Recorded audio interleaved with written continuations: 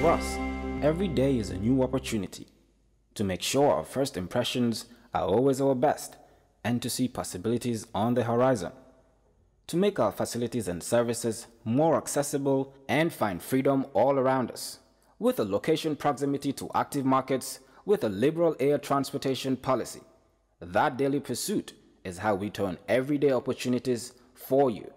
For all destination marketing support, customized packages for new existing airlines and operators, and for a highly ranked tourist destination, the Gambia Civil Aviation Authority is here to serve. We regulate air transport, operate and manage BIA technical requirements merged with commercial considerations. We have experienced and well-trained aviation professionals to cater for your needs. For investment opportunities in building airport hotels, shopping malls, playground for children, do contact us on 4472-831, 4472-893. Gambia Civil Aviation Authority. We go beyond daily. Stewart & Co. Solicitors, a legal excellence firm in London that can help you with all aspects of your legal work. If you are looking at immigrating to the United Kingdom, Stewart & Co. can help you to set up business, buy houses in the UK, and will deal with all your legal works from start to finish. For all your general immigration work, we can help you with that as well. If you applied for any form of visa, whether student visas, settlement visas, marriage visas, or a child wanting to come to the United Kingdom to settle with the family, we can help you to achieve your goals. Stewart & Co. Solicitors, a legal excellence firm specializing in conveyancing, immigration, litigation, family law, personal injury, licensing, no win, no fee. Contact us today at www.sk-solicitors.com. And do small or big projects with the same dedication and commitment as we do. With a reputation as the leading printing company in the country, when it comes to major projects and innovative solutions, we always deliver in high quality, thus receiving the trust and confidence of our clients. From the moment your order is placed to when it is delivered, we believe in exceeding expectations from the sales manager to the production team, the account manager, and the person delivering your material. We have state-of-the-art equipment and a highly experienced and competent workforce that enables us to deliver top-quality work on time. At reasonable prices, we provide our clients with multiple solutions right from conceptualizing, designing, printing, binding, publishing, and distribution. For all your printing requirements, we are strategically located at the Sankumsila Highway, the Gambia Printing and Publishing Corporation. We print what you desire. In today's world, everything imaginable is on the internet, which is amazing. And to find anything, it is easy. But that's not the case for Lami. His standard internet connection is frustratingly slow, unable to focus on important things in life. He can't stream a video or search anything. He is fed up with messages like address is not found, timeout connection, and Internet Explorer cannot find web page. That's when his friend Fatima introduces him to Gamtel. At Gamtel, we provide viable, cost-effective, and sustainable internet solutions to businesses and homes. With our nationwide fiber broadband connectivity through EcoOne Gambia project, you can now say goodbye to slow internet. We provide quality services, blazing speed, and amazing customer services. All these at affordable price. Be like Lami and start using Gamtel broadband internet today. Gamtel, creating a brighter future in communication.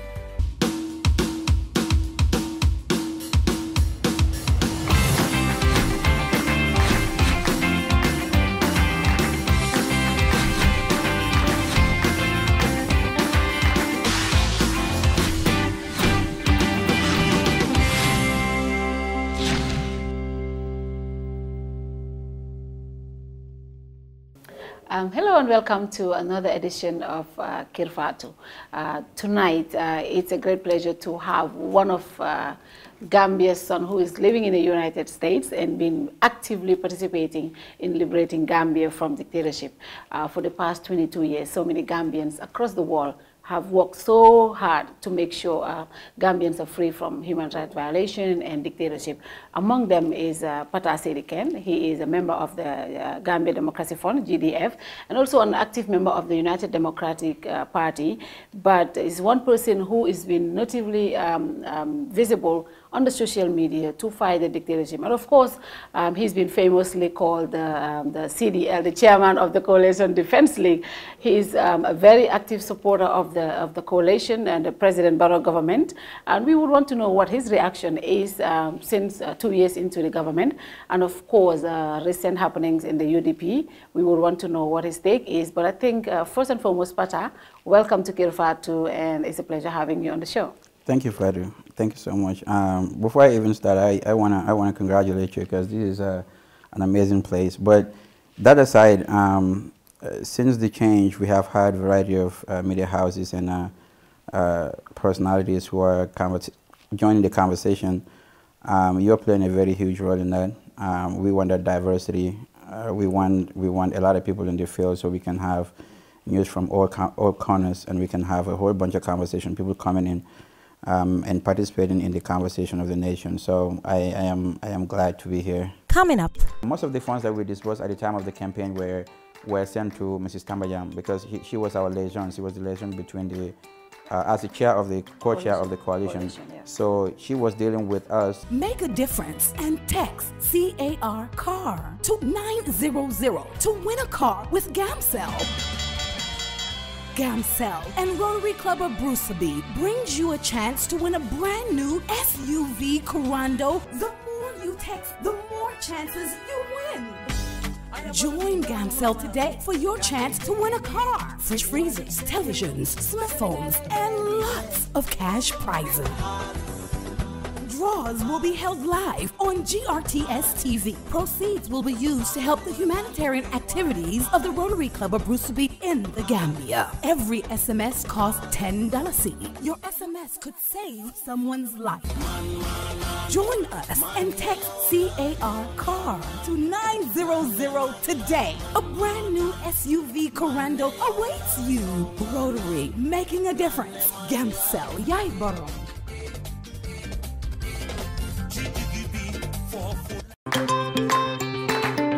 And first and foremost, before we get into the conversation, I want to start with the news that broke last night. The former president, Yahya Jammeh, and his family being barred from entering the United States. I want to read the part of the statement that was issued by the State Department. It reads, the department is publicly designating the former president of the Gambia, Yahya Jammeh, under the terms of Section 7031C of the Department of State, Foreign Operations and Related Programs Appropriation Act of 2018. Due to his involvement in significant corruption. And the Section 71C provides that in cases where a Secretary of State has credible information that foreign government officials have been involved in significant corruption or violation of human rights, those individuals and their immediate families are ineligible to enter into the United States. The statement further went on to say, in addition to Yahya Jammeh, this department is publicly designating his spouse, Zainab Yahya Jammeh, his daughter Mariam Jammeh, and his son Mohammed Yahya Jammeh. What does this mean for people like you who have been in the struggle, who have been to the State Department every single time, who have been in Yahya Jammeh's mansion to tell the world, to tell the American government that this guy is corrupt, this guy is killing so many people, informations were presented, thousands of information, so many Gambians walked to the White House, to different departments, just to make sure that everything about the former president is visible. What does this mean? So there is this kind of saying since elementary school that everybody says 99 days for the thief and 1 day for the owner. For 22 years, I kept saying this. We knew this day was going to come. We just don't know how soon or how long was it going to take, but we knew it was coming. What President Jammeh did in the Gambia was not news to anybody. I keep saying we need not lie against President Jammeh. Everything he was doing, at some point he was not even hiding it. it was just a matter of time. And then we have heard of accounts being there and there. Maybe we cannot ascertain that the Secretary of State might have credible information but from our end in here, we have seen what the Commission was revealing. It was impossible for President Jammeh to be able to have that money without being corrupt. For the human rights violations, they were absurd. It was all over the place. Since 1994, we have seen extrajudicial killings. We have seen people thrown into jails and stuff like that. So I am not surprised, but it's a sense of vindication for all Gambians. It is not right for one person to take the state resources and then have it accumulated and use it the way it wants. We have been seeing the wives shopping at expensive hotels and shops in the U.S. that even Americans were not going over there. Mm-hmm. We have seen them flying in private jets. We have seen extraordinary amount of expenditure, spending, getting people out of all over the world to come over here and give them dollars instead of dollars, or even calling Senegalese and buying them vehicles and stuff. So it was only a matter of time, and I think it is a job well done for everybody who fought for this day. But most importantly, it is a lesson for anybody else who is going to be in a leadership position. You don't have to be a president, just anybody else. Mm-hmm. If you are interested to take charge of affairs of the country, there shouldn't be any need for anybody to do what is not required of you. I hope everybody is learning. I am learning, and I'm not in any position of responsibility. But for anybody who is coming after President Jammeh, I hope they are going to be looking at this and notice that whatever you do, it was only going to be a matter of time before it catches up to you. So it's a sense of vindication, and I think it's also laying a foundation for this government, that is, if they are going to pursue President Jammeh in both the financial misappropriation and the human rights violations, the avenues are open now, so they can go and pursue. So it was only a matter of time, but then gradually we're going to get there. The role the diaspora played in getting to this day, of course, the GDF has been the central body that brought together all Gambians to raise funds to support the coalition initiative. Mm-hmm. But there were individuals who were really going to the State Department every single day, yeah, going to the European Union every single day, just to make sure information was available. Correct. Just give us a little take on the role the diaspora played to get to this day. So, before this government actually declared or pronounced the diaspora to be the 8th region, I have always believed that we were central. And the reason was because people living in this country did not have the opportunity to come out and say certain things. Mm-hmm. There are people living in this country, they did not even know what was going on in here. Thanks to the diaspora they were here, we were able to disseminate so many information. People were going, the coaches, the bankers, and then the Dr. Johnnies, and everybody, even the opposition party. I'm talking about activists from that end. Mm-hmm. And my friend, even Mai, was going around knocking on the doors in ECOWAS and in Middle East, and then everybody was doing their bit. So the diaspora had been the most important region at the time, because even here, journalists were censored. So we were sending information. People were going knocking on doors, meeting senators and all of those. Every single one of those count. It is the accumulation, the aggregation of these little efforts that got us to where we are. It came at a cost. There were people who lived in the diaspora for more than 2 decades. They did not come. Some people lost their parents, their loved ones. They could not come. And there were fear that even when they died, some of them were not going to be buried over here. But they assumed that risk. That is one of the sacrifices that I've been telling people. There are people who contribute financially. That was important. But then the sacrifice of not even wanting to come to see your people for fear of being prosecuted and going to jail, mm-hmm, to talk about the Gambia, you assume that risk. You were like, whatever. We were sitting there. I remember some of my friends would be coming to vacation. They'll be like, oh, you don't want to go to Gambia, blah, blah, blah. And then luckily for me, my mother wasn't too worried about it, you know what I mean? And that was my main concern. But mine is pretty minuscule compared to those who have been doing this for 2 decades and every day putting their own resources into this, because we never had money. Yeah. I remember the bankers going to Germany, the Dr. Johnnies and all of those kind of things. Mm-hmm. You know how it was. But every single effort in the diaspora played a major role, a significant role, even before leading to the elections. But then there had been STGDP, which was Save the Gambia Democracy Project.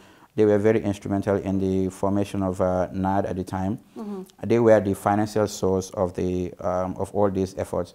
And then GDF came, but shortly before GDF, we have what we call the GUC, Gambians United for Change. Mm-hmm. This was when Ahmad Sani was arrested, I think. Ahmad Sani was arrested and was tortured, shown on TV.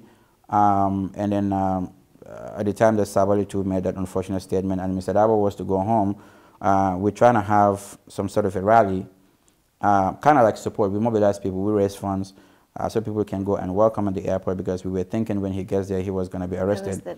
So they got vans, and even the next day when he got in the Gambia, he was supposed to go to the NIA. People went over there. So we try to organize a rally between all the opposition parties in support to show solidarity. So they had a meeting, I think a press conference at Kairaba or one of the hotels. So this is where the fundraising thing came up. We formed the GUC, and subsequently that transformed into GDF, Gambia Democracy Fund. But the only resource we had at the time was Gambians, Gambians abroad. People were putting their hands in their pocket, like throwing money left and right, and they were repeated donors. So I think that is why the diaspora was very significant, and then rightly so, this government at least acknowledged us.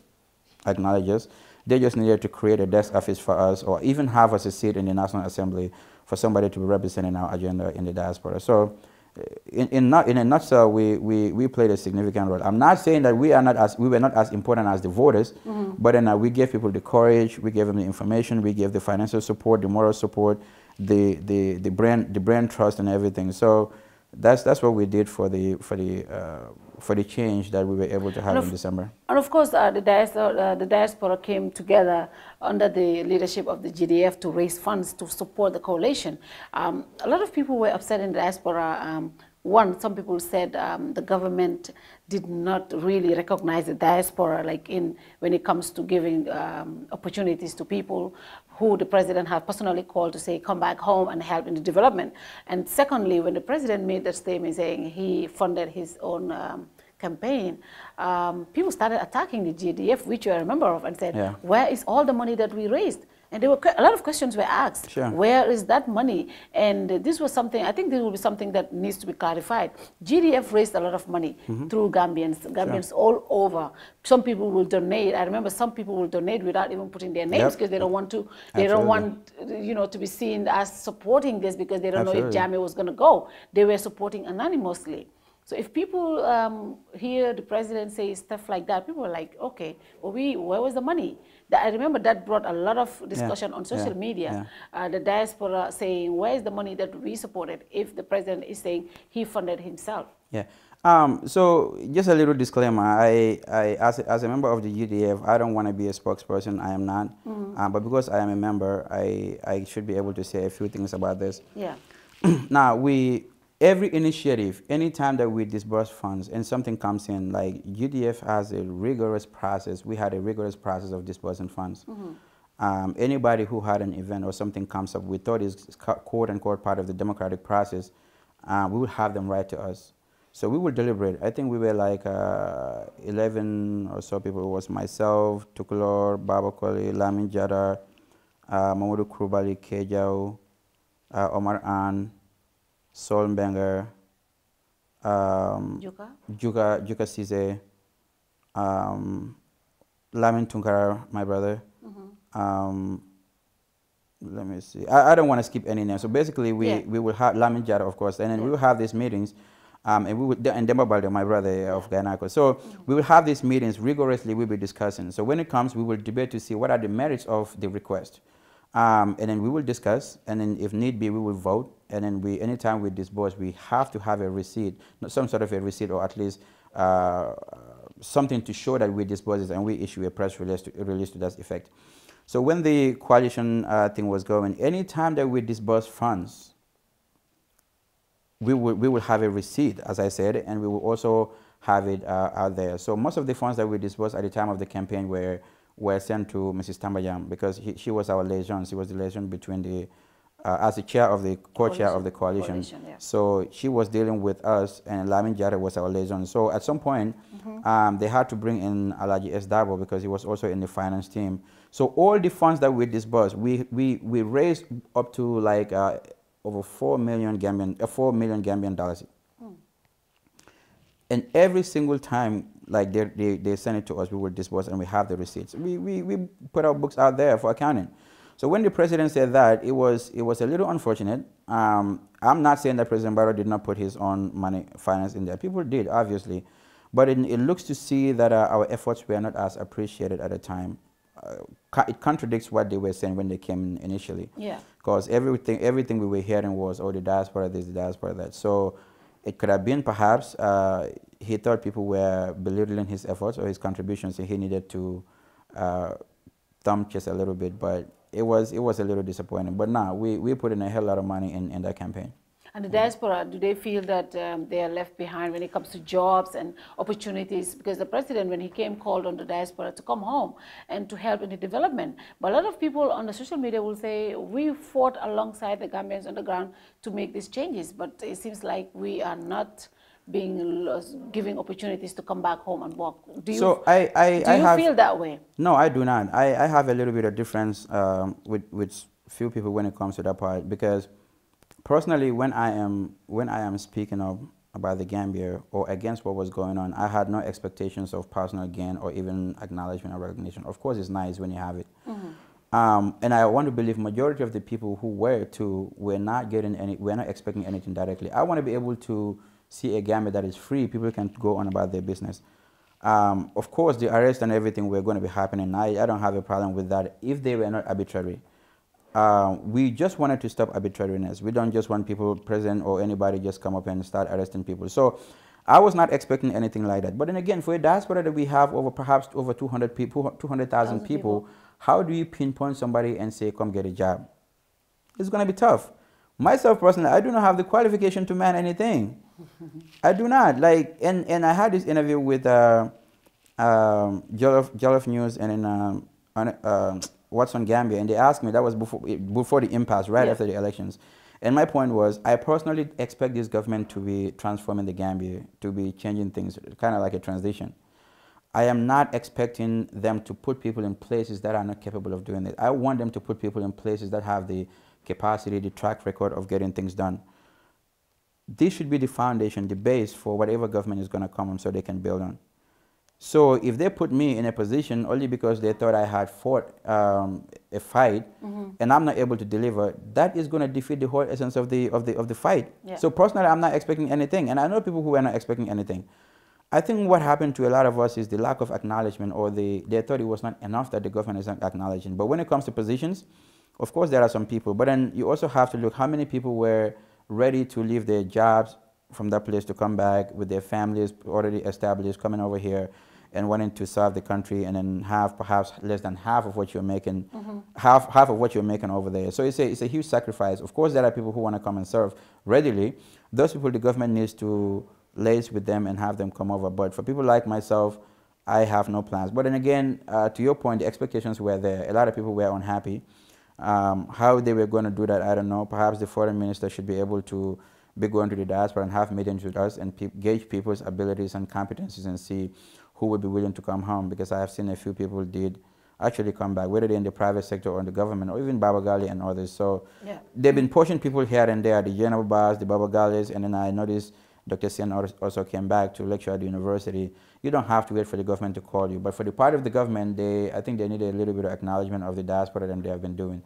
And lately, we've not been seeing anything anyway. It's kind of like a challenge, thinking that we're entitled. I don't think it's a sense of entitlement, but they need to do something to at least acknowledge a little bit more than they did. Before we take our first commercial break, I want to, 2 years into the Barrow presidency, what's your take? Human rights, development, the economy. Generally, what's your take about the presidency, the government? The CDL part of me is going to come in here, but then I try as much as possible to be objective. Just like every Gambian, I am not naive. I see all the things that everybody else sees. But I am realistic too, Fatou. In the history of political changes or whatever, any country that you have a dictatorship that long, or even entrenched leadership that long, when they have change, especially in the mold that we have in, the kind that we have in, there's always turmoil and instability during that process. President Jammeh had been here for so long, there was not opportunity. He did not even give room to create, to say that, you know what, someday I might go, let me create something so when I'm gone, there should be a degree of stability. Yeah. We were lucky to have the whole world support us. That helped us. So when Jammeh was in here, I always kept telling people that I do not envy anybody who was coming to work for this government after President Jammeh, because we thought a lot of damage was done. To be able to get that fixed, it's not going to take even one government to do that. I know that, especially for a government that we're expecting to be one term. So I put that at the back of my mind. So that is why I'm able to appreciate some of the things that we're seeing now. People will say, oh, we have freedom, and then they should not beat their chest to give us that. But well, right here, we're crediting Yahya Jammeh for the dictatorship. We're telling people that he confiscated our rights. It is inalienable rights, we get it, but the government was using forces, our state institutions, to take those away from us. So when we have a government that is respecting those, that credit will have to go to them. They have to respect that. Yeah. The whole responsibility or duty of a government is to create an enabling environment, right? Yeah. So if we have that, the little shortcomings that we have here and there, we can patch those. So one, I am very satisfied that we have that freedom. The people, for me to even be sitting over here and have a conversation about like the government and even object with them, people right now are not even afraid, even civil servants, to voice an opinion on how they think their departments are running, or even how the government is running, or the president. So that is one. Another important sector that I am very, very proud of is the National Assembly. Yeah. When President Jammeh was here, hardly would people know what's going on in the National Assembly. It was a whole bunch of people who were just saying yes, yes, yes, yes, right? We have a National Assembly who were disagreeing with the president now. We have seen last year when they were debating, when they had a debate on the budget, and people were even questioning if the office of the First Lady should be created. Yeah. And then these were members who ordinarily would have been supporting the president because they belong to a party that the president came from. I'm talking about the UDP MPs. Yeah. Lately, we have also seen they have raised issues on this budget about the traveling and all the kind of things. So we have a National Assembly that is independent. I have not seen any degree of influence from anybody. This is why, you don't have to give me that face. This is why I'm coming. Okay, when when you say that is a National Assembly that is independent, I have a different opinion there. If National Assembly members would go and ask for the president for money, handouts to say they need money for fuel, and the president will give an monthly allowance to that, is that independence? These are the So when we talk about the independence of the National Assembly, we're talking about one that is not under the influence of any other body, any other arm of government. That's my take on it. I'm coming. What was alleged was that the allegation was that the president gave them money because they asked for fuels. Wrong or right? That's what the allegation was. Yeah, but should some of us, but should they even? No, they should not. Okay. They should not. But for some of us, the reason why we have a problem with that is not just the 10,000. For the fact that I am celebrating our National Assembly as the institution that is supposed to be a safeguard to what we have now, to have the president even attempting to induce them, that was why I was so angry about that whole thing. Yeah. I don't want their independence to be compromised. Yeah. And as it is until now, since that happened, we have not seen any act from the National Assembly to say it was because of the alleged bribery that this is happening. I'm not saying it's not, but we haven't seen anything yet. Well, unfortunately, we haven't seen a lot of debates since then at the House. Yeah. But then, again, that's one of the reasons we have a National Assembly. Because again, if you say that some people accept the money, there were some people who came out to say, I am not taking this, we're not accepting this, and they spoke. And a lot of them did not take it, as far as we know. So the National Assembly too is one area that I am very proud of you. And then one, when you look at it in their deliberations, you will hardly tell who belongs to which party. Which party, yes. So that is one thing. Another part is the judiciary. We're having a pretty cool judiciary. Now, like what President Jammeh was doing, if President Jammeh was only arresting people and taking them to jail, to courts, a lot of people in the diaspora would have come back and answered to their charges. Yeah. But when you arrest somebody before they say anything, you torture them. You don't want to have to respect the 72-hour thing, and then they don't even know why they arrested people, getting missing, people getting exiled, killed. That's the reason people were not coming out. Today, you see, Dr. Jani had to leave and come back and answer to the courts because we have independent courts as it is. And then one of those, one evidence of that is when President Jammeh was in Dakar.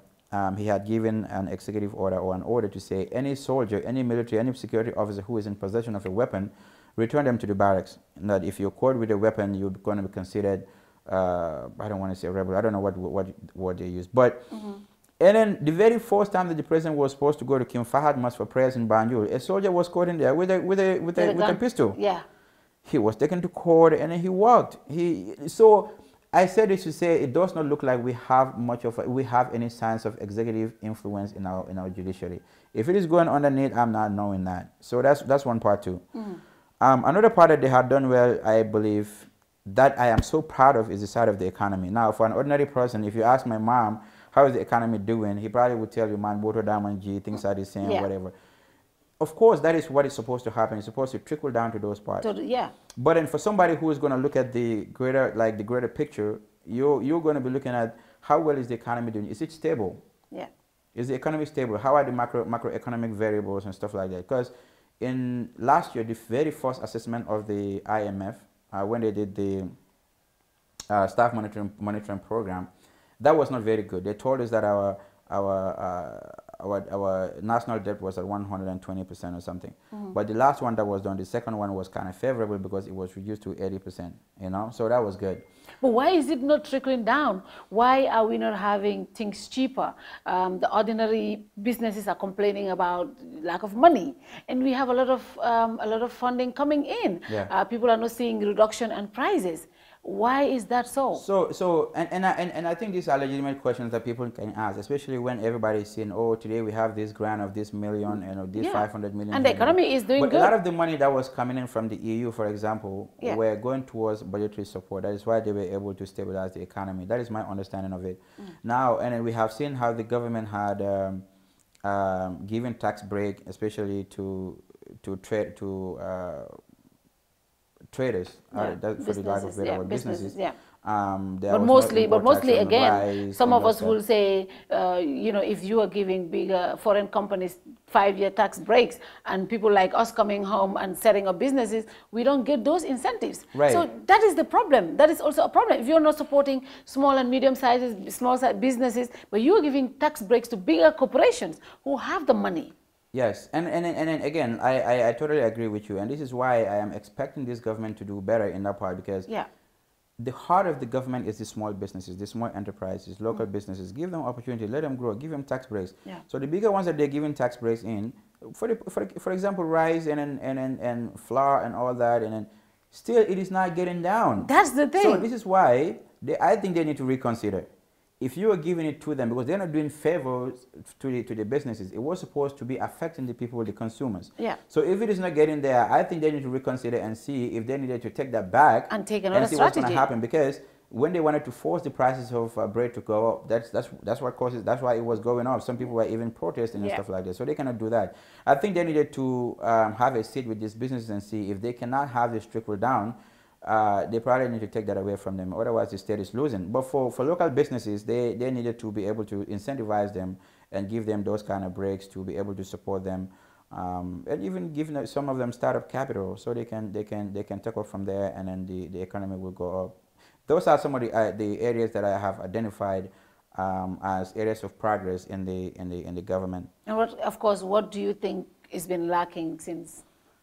The one part that is lacking that is very important to me is justice.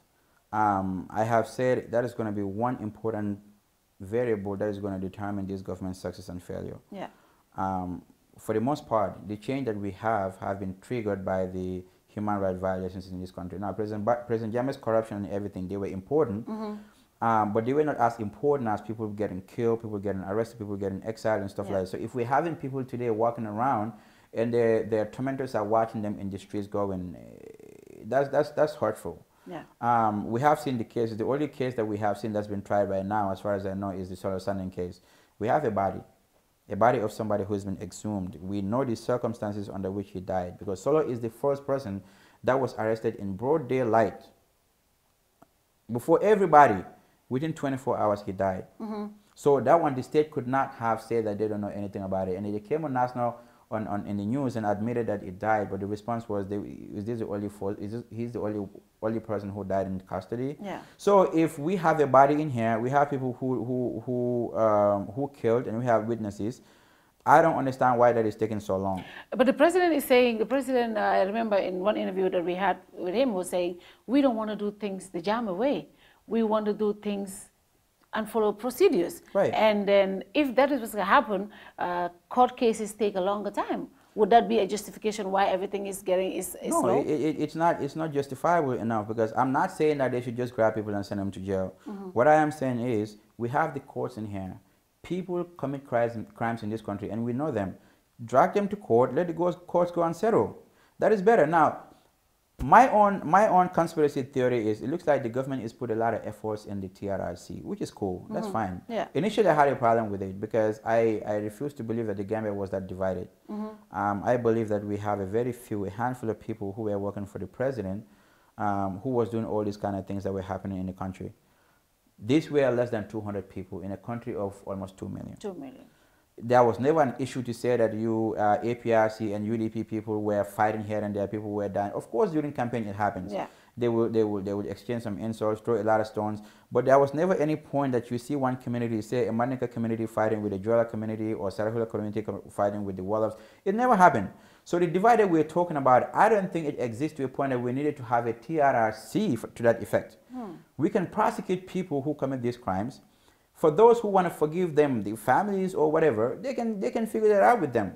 There are instances we have fights. The state or the communities can sit and do this, but I don't think it was necessary enough to say we have to wait for the TRRC to be able to do that, because the whole essence is people will have to come and confess their crimes or alleged crimes, and then they will seek forgiveness in some instances, because if the exchange for me, if I have to come in and then admit that I had done XYZ in the hopes of immunity, and I know that if I came to know that they're not going to offer me that, what's any point in me coming out?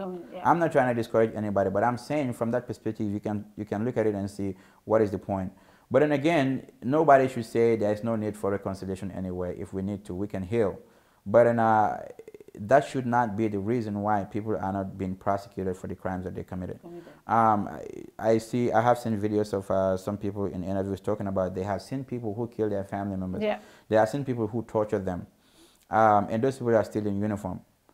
How the TRRC is going to settle those, I don't know. But we have seen the same thing in the government. People that have been named in the commission are still working with the government. Right. So what's I heard the president say, well, they were only there as witnesses. If it does happen that they were found to be committing, he will act. But then that's not the point. The whole thing is the optics are not good. If I have a pretty bad reputation, you shouldn't entrust me in something until I'm able to clean my reputation, right? For example, I'm gonna have to name names in here, like Mambure. I don't know Mambure from Adam and Eve. I don't know him. But then, if we're having somebody in the mold of Ahmad Sane who was doing pretty well in Ministry of Finance and Economic Affairs, to have that one moved aside and have somebody whose name has been all over the commission, and then he was at some point the minister of the same ministry, having that one come in, and when things are not settled, I don't understand what's the rationale behind that. I'm not saying that anybody whose names were mentioned in the commission should not have a job. I'm not saying anybody who worked with President Barrow should not have a job. But when your names are in the thick of things, I think it was best for them to wait until everything is done, just to be on the safe side. If they're cleared and they want to appoint them, they can go and appoint them. But would you also agree that for 22 years, so many people work for the president, 100%. and so many good people, so many resourceful people, and Mamburi Jai, a lot of people say, is one of Jammeh's biggest victims. He was sent to jail for so many years. He was victimized by Jammeh, and a lot of people said, in fact, it was because he refused to. He advised Jammeh against some things like some human rights violations. So some people will tell you every Gambian is a victim, Pata. Every Gambian was a victim. Then every Gambian is a perpetuator too. So what do we do? What do we do? We wait for the findings. No, this is just like the president said. This is what we do. I don't have a problem with civil servants. Yeah. We can say that, like, there are people whose jobs are to serve the government, whichever government comes in, like civil servants, and even from permanent secretaries come down. I'm okay with that. My problem is those who were in political positions, especially person of decision making. Ministers and we have seen certain things come out of the commission. Only one thing can come to my mind, which is to say that they practice a whole bunch of poor judgment. If I am a head of a parastatal or some department, and then having somebody come with a handwritten note to tell me the president said give me this, and I give it to them, what is to say that another president comes in and asks that person to do the same thing? They're not going to do that. We don't have any measures against that. We are not short of people who can man these positions. We are not. I'm not saying Mambure should not work. They can put them somewhere. But what is the point in putting them in the same positions that they are investigating them for, or they are questioning them for, or they want them to be witnesses in them for? That's my whole thing. I don't have a problem with people serving President Jammeh and then wanting to serve President Barrow. They can do that. But once your names are in the thick of things, I think it is best that you wait until those are cleared and then you come in. For me, if I were in those positions, that's what I would do. Especially when I know I didn't do anything, I would want to clear my name first before I take up some other responsibility. We'll take our first commercial break. When we come back, we'll talk about the CRC. It's a very important process in our development, the new constitution. What we should look out for, and are Gambians really taking part in this process, because it's a very important process. So we'll take our first commercial break. Coming up. President Barrow is not a member of the UDP. He cannot be the flag bearer of the UDP. He cannot be the flag bearer of the UDP because he is not a member of the UDP. Wow. So President Barrow can wait when his time is over. He wants to come and rejoin the UDP, and he can apply just like anybody else. Bu ñogonal jotee dañuy yàkkamti ñibbisi ba fekk fi Sophie du sama yaay de kii mooy Sophie meew bu neex bii tax fu ñu tollu mbégte lu takkaliko ak ñun.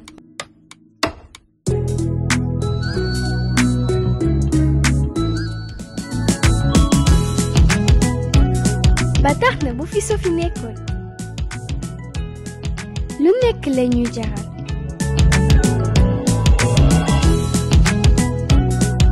Chut, bul ko wax sama yaay de.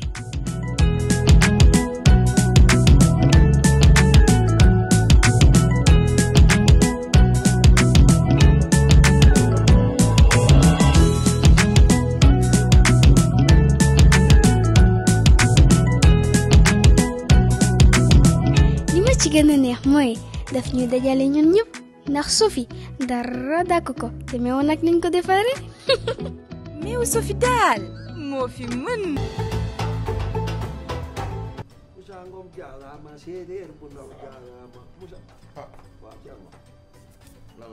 sam pap dee na déedéet daf ma yónni woon ma suyal ko biir waaw yàlla def mu gañe jàppoon $100,000 la gañ. laa ilaha illallah. te yow xam nga ne sama papa dafa amee cardiaque. yow da ngaa dof yow xam nga luy $100,000. xam naa ko kay man naa lu ñëw bëggoon nga dimbali ci. demal na nga def damaa toog rek sama xel mi ne ci yow xam nga bërki démb li daal si benn waay fee. waaw ma romb ko rek. bërki démb. waaw muy yuuxu di tëb. ma ni kii lu ko dal ñu ne ma daal ci loto gaming Gambie bi la laal. jar na ko laal na ci lu di. waaw nga dafa am quarté am kente am tiercé. waaw maanaam nag tey jii. waaw kente bi la. te jackpot bee passé. xaalis kente mooy lan. kente maanaam mooy juróomi fas yi. waaw beneen bi. am na quarté. mooy ñeenti fas yi. ak tiercé. tey nag xaalis bi daa gën a yokk. lu tax ndax jackpot bële dañ kaa tegaat ci bii. maanaam juróomi fas yi boo ko jàppee ci ordre mooy risque nga. désordre bi sax day fay. bu ma ko jàppoon yooyu moom noonu la demee da ngay dem rek jouer. am na lu ma yaakaar man gis naa seen kii yi keesku yu ndaw yi ci biir dëkk bi. mais daal dama ni lii moom amul xaalis da nga ciy def sa xaalis. day jël wecce rek sànni ko fa xool jëmbat la. laa ilaha illallah. yow li nga wax ni tey ji bu yàlla dogaloon ma gañe ko lu mu gàtt. fi mu toll nii boo gañe woon $100,000. waaw lu may def. waaw nooy def. xam nga yow sama xarit nga. waaw damay fexe nga rey say noonu. ci nan. lu mu gàtt $50,000. waay. Thierno. woowee ambulance. lan la lu xew ni sa baay gay dee na. sama papa gay lu ko rey. $100,000 laa ne ko boo ma gàññaloon si li ma la yónni dama ko koy jox mu daanu ni sama kaw. man waxuma ko mu waxee woon la ko noonu yow la ko waroon informé ndax yow yaa ko gañe. yaa gañe jàppoon. fay lempo warugal la si képp koo xam ne doomi réew mi nga ak ñu fi dëkk bu fekkee ne ci at mi sa koom-koom weesu na $2,000 mbete weer bu nekk di nga am lu tollu si $2,000 lempo si la nguur gi di sukkandiku ngir liggéey yokkute réew mi GRA mooy banxaas bu nguuri Gambia sas ngir mu fayeku lépp luy lempo ci biir réew mi ba tax na GRA di yëgal faykati lempo yi ne warugal la pour ñu fay lu ñu naan withholding tax on contract payment maanaam bépp contrat bu waay joxe te si biir réew mi la ñu toog kon xaalis si contrat bi ngeen nangotoo war nga cee wàññi ci xayma téeméer bu nekk fukka bu fekkee ne contrat bi dëkkut ci biir réew mi bu boobaa di nga war a wàññi téeméer bu nekk fukka ak juróom lii mooy lempo bu ñu naan withholding tax on contract payment lii mooy lempo bi nga xam ne yow mi joxe contrat warugal la nga wëlbatiku dem fay ko ci maakaani GRA tax office bu la gën a jege mbete ci banque yi GRA jagleel pour fay lempo war ngaa jébal lempo bi si diiri fukki fan ak juróom gannaaw bi nga wàññee ci xaalis si contrat bi amul benn contracteur bu ñu teggil feyi lempo bi xanaa mu fekk ne nguuri Gambia ñoo ko jégale boole si projet yi nga xam ne mbootaay ndimbali ñoo koy dépense GRA di fayeku lempo ngir yokkute réew mi. Every young Gambian dreams of a university degree. He wants a good paying job after graduation, a pretty wife, and ultimately own a dream home. What if I can't afford my desired dream home? And that is why you need to visit Universal Properties. We specialize in customer satisfaction. We listen to every of our clients' needs when we show the properties to our clients. Before you know it, you hear the client saying, I like this house. This is the room that cuts my heart. And most of the time, they cling to the door, never to let go. Most clients want to close the deal right there. And that is why we always have their contracts in the trunk of our cars. We work at our client's pace. No haggle, no hassle. We're waiting for you at our office in Caraba Avenue here in the Gambia. Have you run out of cash power? Do you want to transfer funds to your family? Or do you want salary advance without coming to the bank? Your banking services have just been brought to you on your mobile phone. Download and install from your App Store or Google Play Trust Bank's mobile app. Simply search for TBL mobile app and follow the instructions. You can access the following services: funds transfer, cash power purchase, forex rates enquiries, mobile airtime top-up, mini statement, balance enquiry. TBL app is the only app that allows you to take salary advance and many more. You can also interact with your customers using our USSD code by dialing *533#. At Trust Bank, we bring innovation that is useful to you, our valued customer.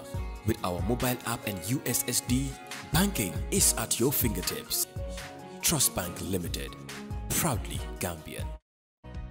Make a difference and text CAR CAR to 900 to win a car with Gamcell. Gamcell and Rotary Club of Bruceby brings you a chance to win a brand new SUV Corando. The more you text, the more chances you win. Join Gamcell today for your chance to win a car, fridge freezers, televisions, smartphones, and lots of cash prizes. Draws will be held live on GRTS TV. Proceeds will be used to help the humanitarian activities of the Rotary Club of Bruceby in the Gambia. Every SMS costs $10. Your SMS could save someone's life. Join us and text CAR CAR to 900 today. A brand new SUV Corando awaits you. Rotary, making a difference. Gamcell, Yaiba. Welcome back to part 2 of this interview. With me, of course, Mr. Pata Saidykhan. Pata, during the first part, we talked about, of course, the good things that the government was doing. So we're still looking at the other things that the government you think have not done well. Of course, we have seen the setup of the CRC, which a lot of Gambians are saying is really good. Now we can look at our constitution and put the things that we think are appropriate. Are you looking at the process of setting up the CRC, and what do you think that Gambians should look out for? I like that part because over the years, excuse me, I think a lot of us were kind of like angry that President Jammeh bastardized our constitution, but overall the 1997 constitution is not bad. It does have a lot of amendments that over time President Jammeh was doing, so it would suit him.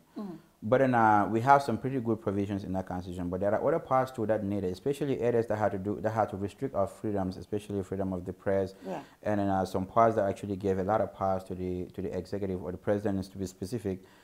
These are some of the things that actually ushers in tyranny, because when one person or a group of persons have more power centralized or centered in them, they hold a lot of power, the rest of it get oppressed. So I like the exercise. Ordinarily, I would think it would have been okay if they had to amend certain parts of the Constitution, but because it has been amended a lot of times, it makes sense for them to write a new one. Yeah. As long as they're going to inculcate or still capture some of the great ones in that thing. But times change, and we want constitutions to stand the test of time. So I am pretty okay with that, and I have a lot of trust and for a lot of people in that commission. The chair, we have my brother Jay Sows, and then Lamin Kamaras, and a whole bunch of them. I think they're going to do well. Now, there are parts that actually people personally I am interested in. The very one is the issue of citizenship. Yeah. When you say these Gambians we are an emotional bunch of people. We go off of emotions. So when you talk about citizenship, people come up with say, oh, entitlement. No, it's not. Nobody is saying that nobody should be a citizen of the Gambia. We are only saying let's have our laws to protect the sovereignty of this country and our nationality. The Constitution, the 1997 Constitution, has path to citizenship. Citizenship, yeah. You don't only have to be born in a country to be a citizen. Citizen, yeah. Some of us who were in the U.S. for quite a while, we were not born over there, but a lot of us are citizens in that country, and we have the same, for the most part, the same rights as citizens of that place. The Gambia can do the same. We have citizenship by birth, by descent, naturalization, and all those kind of things, right? And registration, I believe. Yeah. We seem to be obsessed with the whole thing of anybody born in the country should be a citizen. I don't see why we're so obsessed with this. Yeah. My personal belief is the laws that we're making in the Gambia should be in conformity with the countries in the sub-region. When you look at the countries all over the world, of the 150 plus countries in the world, only 30 countries have automatic citizenship at birth. And even a lot of those they're considering. The places like the UKs and all those kind of places, you have to be, one of your parents have to be a permanent resident for you to be able to be. Yeah. Now in Africa, I haven't seen any country in here that has it. Now for countries like Senegal and whatever, they still have the same things. Same thing. They have one of your parents to be a citizen of that country. Now the fear is that people are saying, oh, statelessness. No, it's not. If I live in Senegal, yeah, and then I have a child in Senegal, that child is a Gambian citizen by descent. Yeah. In Senegal, if he's in Senegal, and then for whatever number of years that they have to be citizens naturalized, he can pursue that if he wants to be Senegalese. So that person cannot be stateless. Yeah. So that fear is gone. It's not there. Now, when it comes to naturalization, I think the Constitution says, I don't know, 15 or 17 years or something like that, whatever. Yeah, if we want to shorten that, we can do that. What I don't want is we just don't want to just make laws because we're going off of emotions, especially on the whole idea of Pan-Africans. Oh, we're Africans, why do we have... No, we have borders. Yeah, we do. That's the reason we are not Senegal. Senegal have their laws, they have their own presidents, they are a sovereign country, we have ours too. Yeah. That's the reason we're not Ghana, we're not Nigeria. All these countries have their laws. Let us have the laws and tell them in a way that is going to be progressive. Yeah. We cannot afford to be changing the Constitution anytime we have a new. Another part is the executive. I think we have aggregated and have a lot of powers in the executive. Yeah. The president has a lot of powers. We need to limit those powers. I'm not saying two, and some people think it's like, oh, let's give it to the National Assembly. We have to be careful because tyranny is not always by the executive. If we have so much power with the National Assembly, they can be tyrannical too. They can be tyrants. They can bully us. They can do anything that they want. And it's not going to help much because usually in Africa, the ruling government is usually the one that has more seats in the National Assembly. So if we put a lot of powers in them too, it's still going to be the same thing. That government is going to be the same. So I think what we need to do, we need to look at a balance in here. Let's have checks and balances and make our laws in a way that the judiciary, the executive, and then the legislature, these are the co-equal branches of government. Let not one of them dictate or control the other. Let it be fair. Let there be equity between these three arms of government. So I'm interested in that part. I'm also interested in the parts of elections too. I am interested in that too. Go ahead. Yeah. I'm interested in that part. Now, for the UDP, for quite a while, we had always thought that President Jammeh was winning elections because of simple majority. And then the UDP had been advocating for that to be taken out of the. But for the whole essence of democracy too, it's kind of like tad bit unfair to have somebody be ruling the country without having majority or even more than half the mandate of the thing. So I think the 50+ one is reasonable for me. I still want my Simple opinion, majority. the simple majority. Considering our economy, elections are expensive. Number one, elections are expensive. If no one gets 50+, we go to a second round. Correct. It's expensive, number one. Secondly, how do you call it? Secondly, the other thing that I'm worried about when it comes to 50+ is the, how do you call it, coalition government. You know, the problems that comes with coalition government is this.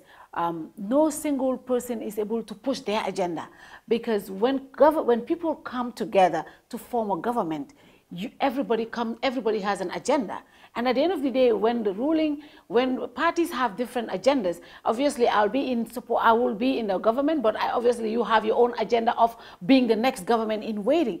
That affects development, my own opinion. Correct. So that's why I'm thinking these two are paramount for me. One, having election twice in a country is expensive, a country that is trying to feed his people. And secondly, having a coalition government, because it looks like no one is going to have, with the emergence of all these political parties that are being registered now, no one is going to have a 51+. Oh, somebody's going to have 50+1. You think so? Of course. Okay. Of course. That is my point. But I get your point. Now, Father, these are very valid points. But let me start with the first one to say the cost of elections. Democracy is expensive. It's pretty expensive. Let's get that fixed. Now, but because it is expensive, it is important in a democracy for us to have elections, which is for people to be able to choose their representatives. And it's because of that a lot of institutions and stronger economies are putting a lot of financing in that, because they thought that is one singular important variable in determining a democracy.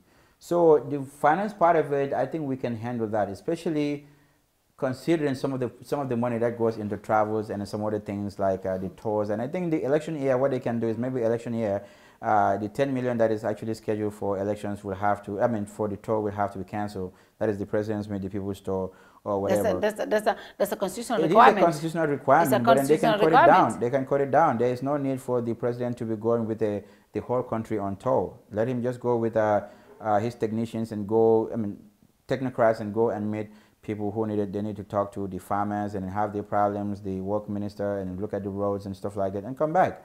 But they should be able to have the finance for that. Now, the second one is, you're talking about a coalition government. Now, a lot of people, especially in the Gambia, are taking experiences from what we're having right now. Ours is different. In the history of politics, I have not seen anywhere that all opposition parties form a coalition before they even go to the first round of voting. Ours was necessitated by the problem that we have at the time, which was dictatorship, right? So if there has to be another election, especially from a second round, that is going to be party-led. Ours is different. This whole problem that we have in here, if Adamo was led by, if it was a party-led, it would have been different, because the party would have had an agenda they were going to go by. But you have like 9 stakeholders that sat and have a program that they brainstorm and then have a program that 7 people shared. That is what they're trying to do. But if it is a party, all these parties have manifestos going into the elections. They have their set programs. So when we go to elections, we have the first and the runner-up needing to go to elections. So anybody who is going to join this, you're going to look at their programs and see which one do I identify with the most. So you join that person. So when you come in, you know that you're coming on board on those conditions. That these people already have a program that they're selling to Gambians, and Gambians are going to buy into them, so I'm supporting that. So I don't have much problem with that. Party-led coalitions are usually easier to manage than what we have in here today. What we have in the Gambia, I have never seen it anywhere in the world. That is why we're having a lot of complications. I'm not saying it is bad. It was out of necessity. But if it was party-led, it would have been different. It would have been different. It would have been different. I'm being told we don't have any more time. But I still want to talk about the budget. The Ministry of Finance is tabling the budget at the Assembly, and a lot of concerns have been raised. 50% salary increment for civil servants. We want salaries to be increased, obviously, but can we sustain that? Where is the funding coming from? Our only main source of funding is coming from the GRA, the tax revenues. And then GRA last year was able to raise about 13 billion. And this year, the budget is almost 25 billion. Of course, if we are relying on loans and grants, why should we go double our economy based on loans and grants? Why should and I have not had the chance to look at that, but I've seen screenshots here and there. Yeah. This is the problem with the tax-based economy. The Gambia does not have any other kind of resources to say it. Well, in the words of Doe, we have the River Gambia and stuff. So yeah. I don't know how we're going to utilize this without the resources to be able to transfer. But in short, what I'm saying is, a tax-based economy where we don't have that much resources and stuff like this, it's going to be hard for you to be able to do this. Yeah. They have been talking about it. It's one of their campaign promises that they're going to raise. They're going to at least help and for the kind of like better the incomes of increase the incomes of Gambians. But it does not make much sense for you to have nearly $12 billion in deficit just to have a hike in salaries. Is it? Do you think it's politically motivated? Well, it is a promise that they made. Of course, anytime that the president does something, or a politician, there is a motive to it. That is a fact. But in our case, it is necessary. I don't know if they can afford it. I don't know if there is a need for them to even do 50. They could probably look at 35 or something less than that. But if it, personally, I think what they should have done is they should have tiers to this. The lower civil servants are the ones that are actually struggling. There is no need for you to increase the salaries of ministers and the presidents and advisors that much. I don't know where that is coming from, but I think they should have reconsidered that. Maybe cut down on some areas and cut down on some areas because some areas are really. I don't know if this is sustainable, but it's a very legitimate question for people to ask. How are they going to finance this? How are they going to fund this? And I think the finance ministry, the finance minister, who is the principal advisor of the president on the issues of finance, should be able to come out and talk to Gambians about this issue. They cannot just limit it to the National Assembly. Now, we also have to understand one thing. What the Ministry of Finance or the finance minister is doing is a proposal. Yeah. The budget is a proposal. Its approval is up to the National Assembly. So when we want to blame the president and the finance minister for that, those are politicians. That's what they do. The National Assembly members are politicians too, but then they have now the authorities in their hands to see which one do they want to scrape out and which one do they want to retain. Yeah. They can ask the president or the finance minister to go back to take certain things if they feel that it's not sustainable or they cannot fund it. They need to do that. Otherwise, I don't know how they're going to fund this. It's crazy. It does not make sense to have over almost half of your budget be kind of like depending on deficit. Yeah, that is. So I don't know how they're going to do that. They need to. I think this government, and this is why I have a problem. This is where I have a problem with the government too. Like I think they're biting a lot. When they were coming in initially, they come with a very narrow, kind of like a small program, like a handful of programs, the economy, agriculture, and a few roads and social, but mostly the reforms. All this that they're biting, if the hope is that they're dependent on the 1.5 billion that the pledges that they have, it is not wise for you to do that because that's kind of like a promissory note. It is contingent on a lot of things that they have to meet for them to be able to get that, and they give them measures. So for them to be able to meet those, for them to be able to access the funds that they have to be able to meet those. Yeah. So if they're expecting, because the president was saying that these are political wars that I think the president needs to stay away from because these are not money in hands. Yeah. We don't have them. Those people can hold their hands to say we're not happy with XYZ, we cannot give them funds. So if you're having your budget and you having development plans and then contingent on the promise that you have that you don't have in hand, it does not make sense for you to be too ambitious. Yeah. So I hope they have some other avenues that they think they can tap on, not necessarily the 1.5 billion that they're expecting.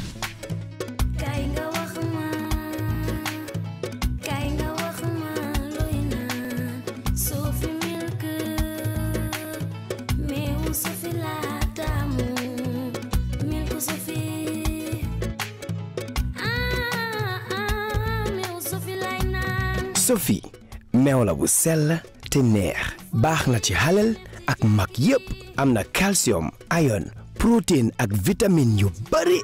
Sophie full cream powder milk la am na 20 gram 200 gram ak 400 gram ku ko ñam dootu ko bàyyi.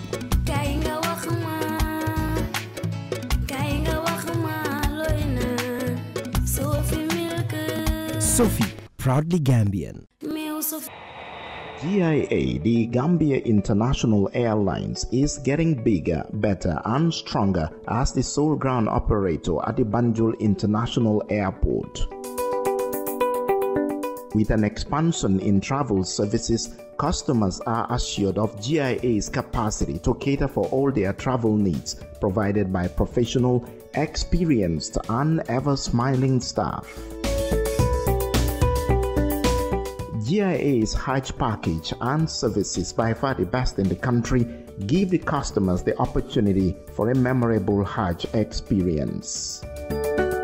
For a more efficient cargo services, GIA means business as it launches its new multi-million-dollar ultra-modern cargo complex to revitalize and stimulate air transport. GIA, the pride of the Gambia. A lot of people say this government is the government that we look for. We don't look a lot. We're not expecting a lot from this government when it comes to development. We want a foundation for good governance. Setting up a good, making sure our institutions are strong. That is what, because it's a transitional government, is quote unquote is supposed to be. Correct. I don't know what happens in the next couple of years. But do you see that path? Do you see this government taking that path? Of course, I am one of the strong supporters of this government. And that dates from way back. It is premised on the undeniable fact that in the Gambia, when things were tough, the only group of people that we know we can count on to be able to go on a platform and talk about anything were politicians. Yeah. A lot of people have this sort of a self-preservation that they were afraid, rightly so. They were not talking. We have civil societies that were virtually dead. We have journalists self-censoring themselves and stuff like that. So politicians were the ones who had the opportunity to do it. So that's why I had faith in them. I always supported them. I keep saying, at the time of the coalition, I said, even if they had let Henry Gomez to lead, and that was not out of respect for Henry, but that was because he was not here, he was outside. I said I would have supported. So that is why I'm going. And until now, with all what is coming on from the office of the president and President Barrow, I still support the government. I still want to believe that we still have institutions that can stand their ground and ensure that whatever is happening from the presidency and the anything around that, let them keep that one away. Let them keep doing what they're doing. Let us maintain the institutions, keep working. But the president, I think, has been derailed, and this is derailed? Why they are derailed. Yes, derailed, and distracted.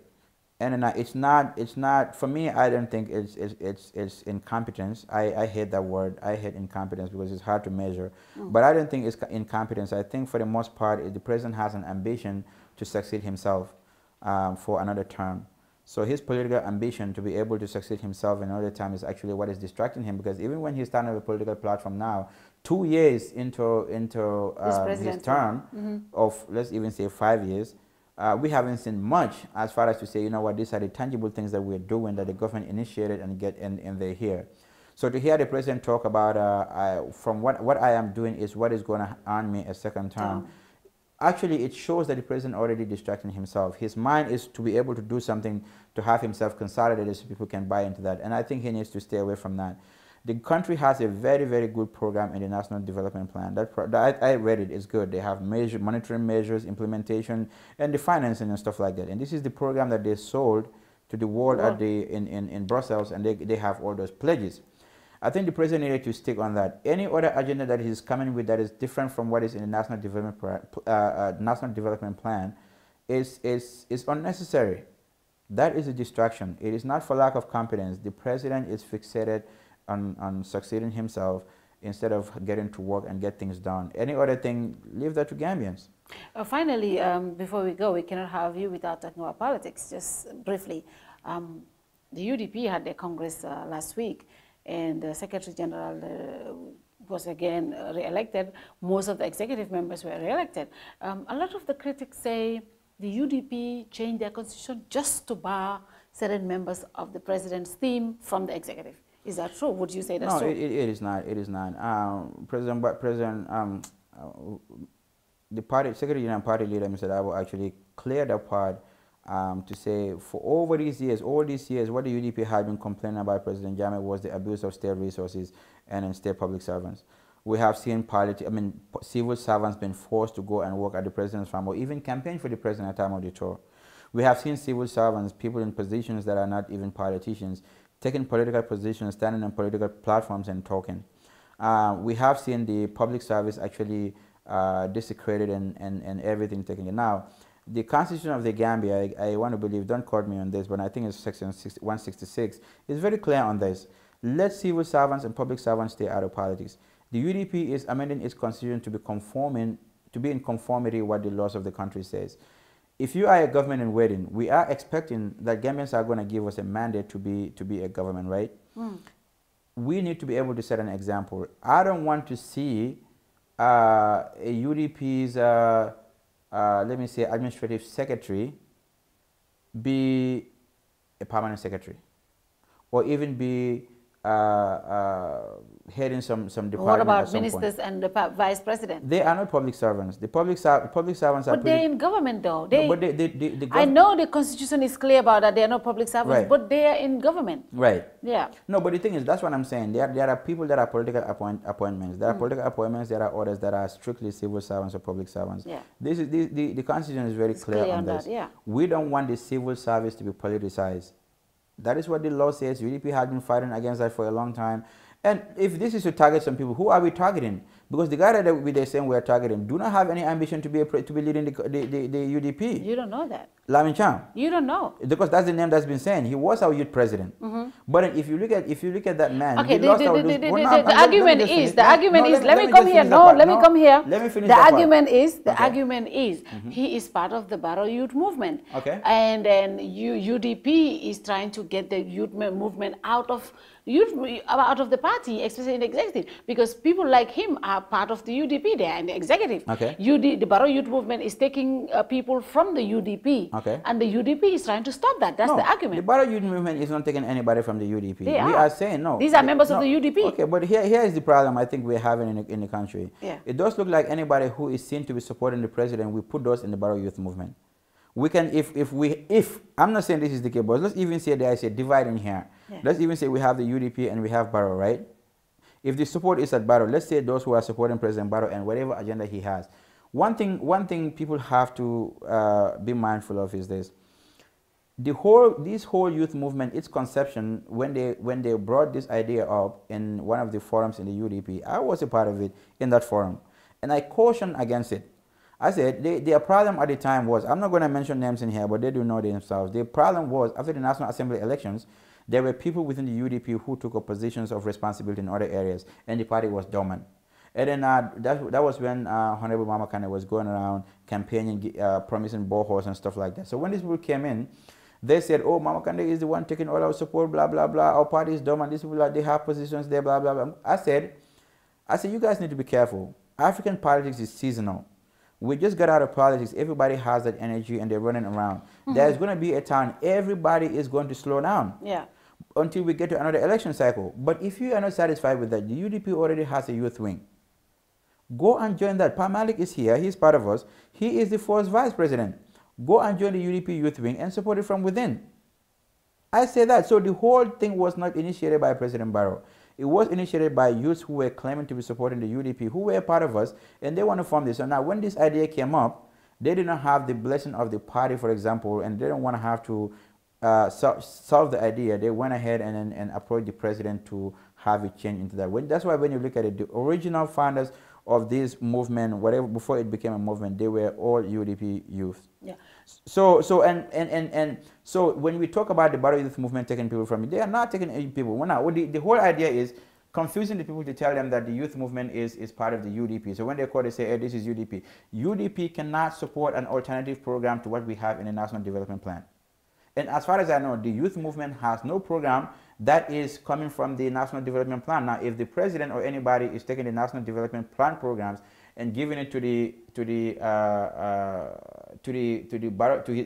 president's youth movement, that is something for a national discourse. We can do that, but then that is not us. So when they go and tell them, because of course they were people from the UDP, to tell them, oh, this is a government thing. You see, I belong to the UDP. This is what the UDP are trying to step away from. But they could have, the party could have still made a position very clear on that without even changing that law, if that is what the problem is. Because what Secretary General says at the rally to say that we don't recognize any other youth movement other than our youth wing. We could have said that even without amending the laws. Can we agree that there's division in the UDP? Can we agree on that? I don't want to say division in the UDP, but I can say there is some degree of confusion within the UDP. We have people who are wanting the president to have a second term, and they will want the president to have that term under the UDP. But what they fail to understand is on December 3rd of 2016, President Barrow did resign from the UDP. That letter was written and sent to the party secretariat, and the response from the deputy party leader who was leading the party at the time, Ajamsek, did acknowledge it November 6th and sent it to the IEC. It was not to say I'm resigning as a flag bearer of the UDP. I am resigning as a member of the UDP. So if this will want the president to come back, the president will have to serve his term. When he is done, he can come and reapply or at least join the party again and come in. This is why we're putting up his position as the deputy treasurer for election. So he is not part of the party. So the division here, if there is any, I believe, is that people who want the president to have another term and he want the president to have that term under the UDP ticket, and then the orthodox UDP who were actually thinking whoever wants to be the president of the UDP will have to follow the constitution as to how to become a member of the party, so the leader of the party. So I think that's what it is, and people are divided. But I am hoping from the pronouncement that was made both at the closing at the rally and buffer zone, the party leader made it very clear as to who should be speaking on behalf of the UDP. And who are the regional representatives that the people should be listening to. So I'm assuming if the Barrow Youth Movement or whichever movement comes to say we are coming from the UDP or this is what we're doing, it's pretty clear now who is who within the party. Are you worried, like so many of us, that the president and the vice president's political ambitions are different, and these are the people that are leading the nation? Are you worried as a Gambian first? No. Why? I am not worried. See, people have to understand one thing. A lot of people said the vice president should resign after a statement that he issued. But what statement did he issue? One, when he categorically declared that the UDP will not accept. When the vice president said, the secretary general said, I will not accept anybody, whatever your designation, to divide this party. I will lock horns with you. Okay. A lot of people said that was directed to the president. So what made you think that was not directed at me?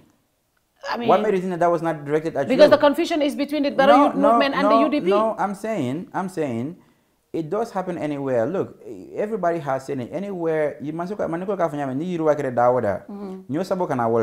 Right now, a couple of years ago, we were not even having people that we would fill for these positions. There are people anywhere in any organization that you are. There are people in there that are there for a particular interest. Everybody has an interest in joining a party. There are others who perhaps want to lead the party. There are others who want other people to lead.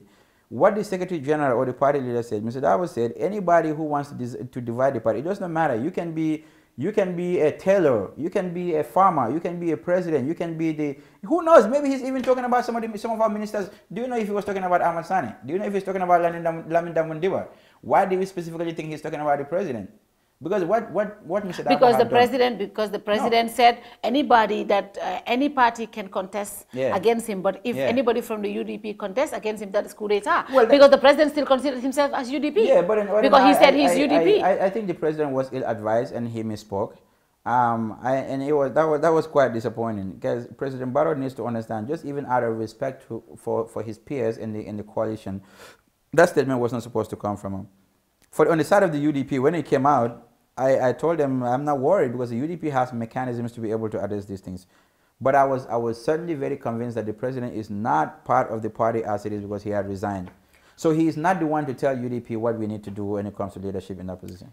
And not even Mr. Davo can do that. So with all the pronouncements that are coming up and what Mr. Davo said, he specifically spoke on the party. Mr. Davo on that day at the Congress, he told everybody for the duration of this Congress, whatever I am saying in here, I am saying it in the capacity as the Secretary General and leader of the party.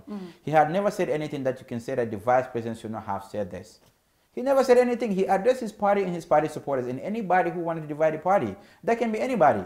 And we're ready for that. And I think he knows that. Like, Mr. Davo has a specific responsibility. A lot of people are worried that he will be sacked very soon. Are you guys worried? For what? I mean, it's evident that the president and the vice president are not in the same team politically. Bruh, they are on the same thing. Politically, they are not in the same team. This is what it is. Let the president show his desire that he wants to lead any party or form his party. That is fine. Nobody can stop him from doing that. When they were appointing Ousainou as the foreign minister and the vice president, subsequently vice president, everybody knew he was leading a political party. What do you expect?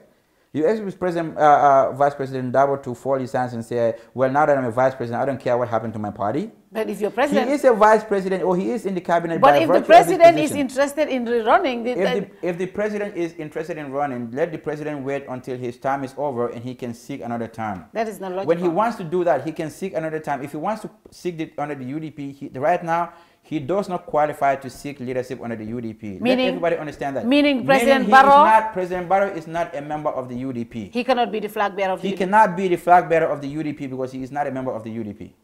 Wow. So President Barrow can wait when his time is over. He wants to come and rejoin the UDP and he can apply just like anybody else.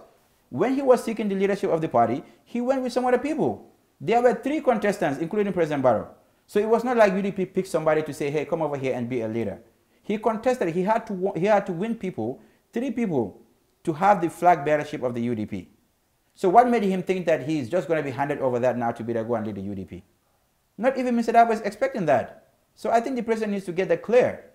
So it's clear that the UDP is not going to make President Barrow the flag bearer. President Barrow is not a member of the UDP. He does not. He resigned from our party.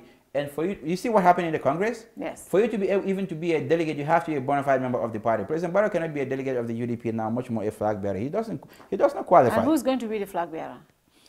The UDP has the laws are pretty clear on this. We have a national executive, and we have a selection. We have a executive committee, the central committee. They have a ways of doing that. The same way that if you're interested, like we did with President Barrow, you go and apply. If there is a primary, people contest, you guys go and win it and get it. That can be Honorable Dabo. It can be anybody else. But as far as I know, the president is not a part of our party. Thank you very much, Pata Saidykhan. And what's your final message to Gambians watching you right now? My final message is I think the government, I think. I'm talking about the government. I'm talking about the president. I'm talking about the government because we need to do a distinction in here. They have a huge task ahead of them. The people give them the mandate, the responsibility to come and reform the Gambia. Whatever ambition that they have, the politicians have, they can work on those ambitions, but let it not be something that is going to contradict or contravene the agreement that we have in the National Development Plan that is supposed to steer this country forward. Be it the MOU, whether signed or not, they have some important parts of it because everybody seems to be obsessed with the 3 years. The MOU is more than 3 years. The agreement is beyond 3 years. They did talk about the 2-term limit of the president. They talked about removing the age limit, which now nobody is talking about because they thought it was meant for Ousainou. It was not only Ousainou. Ousainou is more than 65. Honorable Saleh is more than 65. OJ is more than 65. I don't know how old Ahmad Ba is. But every single one of these, there shouldn't be any limitation or restriction as far as age is concerned. So that's why apparently even my DOI colleagues are not talking about the age 65 because now Honorable Salah will not be able to contest if that part is not there. So that part is new. That is dead. So the government has some important things in here. They wanted to work on the agriculture, the socio-economic development. When we are challenging them to respect the MOU, let us factor those ones too in there. Let us not just confine it to the 3 and the 5 year term. 3 or 5 years, people that were voting in this country, when you keep telling people that they voted for 3 years. People voted for 5 years. People, I don't see anybody who in this country voted for 3 years. People voted for 5 years. People voted for 5 years, but even at the time they had said 7 years, people were going to vote because the thing was we wanted to end what was happening. Do you think the president should respect the MOU or should just go ahead with the constitution? That is up to the president. The president can choose. Now the thing is, the MOU, the whole premise of the 3 year was they were going to amend the laws because as it is now, when the president resigns or in an event of a vacancy exists in the office of the president, the vice president assumes leadership to serve the residue of the term. If the vice president cannot, the speaker does. So there is no room for snap elections or elections in the absence of if something happened to the president. So the whole thing was they were going to change the laws so they can have the 90 days, like should something happen, should there be a vacancy in 90 days there can be re-election. There can be election.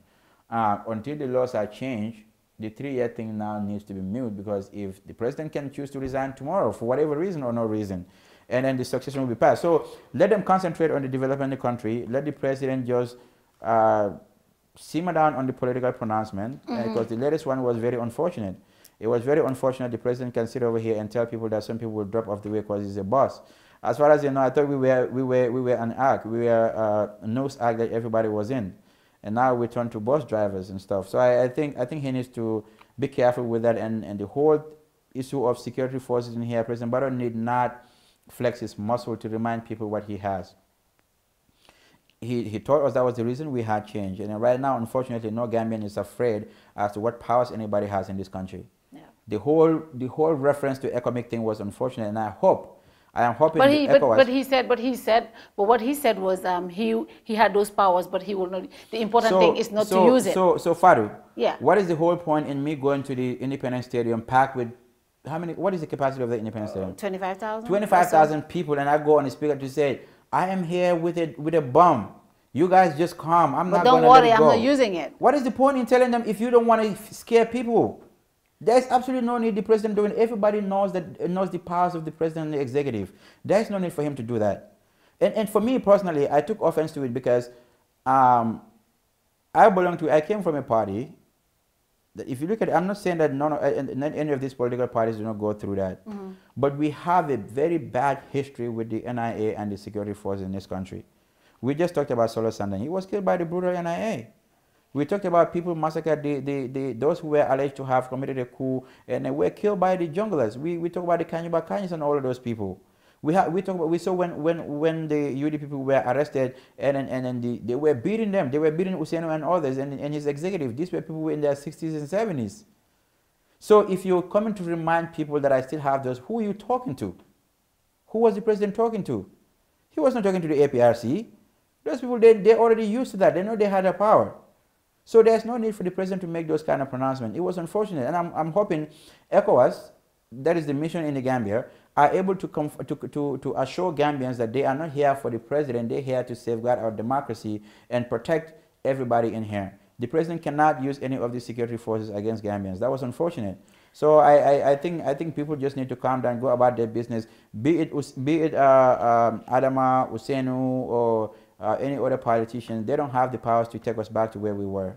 So Gambians should be safe. Thank you very much, but I think I just want to make sure I make this clarification. The president, when he said that, in the context he said was he had those powers, but he would not use it. Yeah. I mean, a lot of people took offense in even saying it, but I think it's also important to clarify. Yeah, what you can clarify all yeah, whatever he said. If I come in here and I want to rob you, be like, yo, give me your money, man. I have a gun, but I'm not gonna shoot you. I'm still trying to instill fear in you. But yes. Whatever it is, man, this is why when you're in public, you're making public pronouncements. Well, it's important as a public official what you say. Yeah, and with all the gaps coming from the presidency, I think it's about time that they slow down on those things. Let us concentrate on nation building. The democracy, all what we're seeing here within the political parties, that's what we want. That's democracy. It has it's inconvenient. It has its unnecessary parks and stuff like that. But they're still part of it. We have to just take it as it is. Thank you very much, Pata. I think that's a very interesting discussion, and it's definitely great to have you in our studios.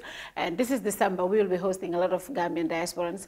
And normally, we dedicate this month to Gambians because a lot of them visit. So thank you very much for coming, and good night to you all. Bye-bye. See you next week.